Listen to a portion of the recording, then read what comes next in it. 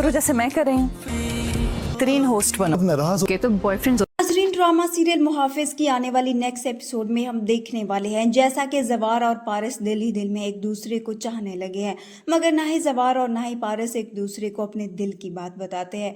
पारस अच्छी तरह जान चुकी है कि जवार उसे चाहता है, इसलिए अब जानबूझकर उसे जलाने की खातिर जाकर उससे कहती है कि उसका मंगेतर उससे मिलने के लिए आ रहा है, और साथ ही ये भी कहती है कि मैं जानती हूँ कि तुम बहुत ही अच्छे होस्ट हो, इसलिए तुम मेरे मंगेतर का भी अच्छे तरीके से वेलकम करोगे। पारस की ये बात सुनने के बाद जवार को बहुत बड़ा धचका लगता है। वो पारस से कहता है कि तुम्हारा मंगेतर कहाँ से आ गया। तभी पारस उसे कहती है कि जिस तरह तुम्हारी मंगेतर आ गई थी, इसी तरह से मेरा भी आ गया।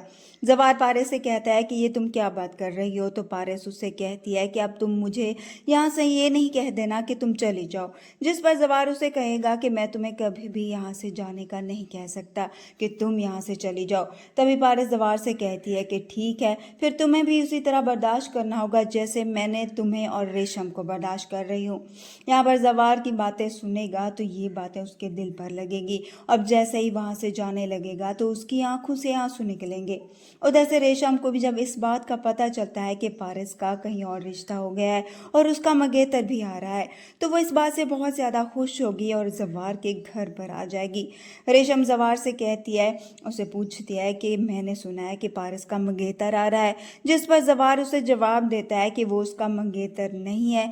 जिस पर रेशम उसे कहती है कि हाँ, मैं तो भूल गई थी, ऐसी लड़कियों के तो बॉयफ्रेंड होते हैं। जिस पर अब जवार को ये बात बुरी लगेगी और रेशम को वहीं पर ही चुप। दूसरी तरफ हम देखेंगे शाहीन, जो कि अब उसकी लालच अभी तक ख़त्म नहीं होती। वो अपने बेटे को यही समझाती है कि वो अपने मामू के बिल्कुल करीब रहे ताकि उसकी सारी जायदाद का मालिक वही बन जाए। मगर उसका बेटा उसे यही कहता है कि जब जब भी मैं मामू के करीब आने की कोशिश करता हूँ, मुझे ऐसा लगता है कि वो मुझसे खुश नहीं है। कभी मुझे ऐसा लगता है कि वो मुझसे नाराज़ हैं और कभी लगता है कि वो कुछ नहीं कहते। जिस पर शाहीन भी हैरान होगी कि आखिर ऐसा क्या है जिसकी वजह से उसका भाई अभी भी उससे खिंचा खिंचा रहता है। वीडियो पसंद था तो वीडियो को लाइक कर दे, चैनल पर नए हैं तो चैनल को भी सब्सक्राइब कर दे। अल्लाह हाफ़िज़।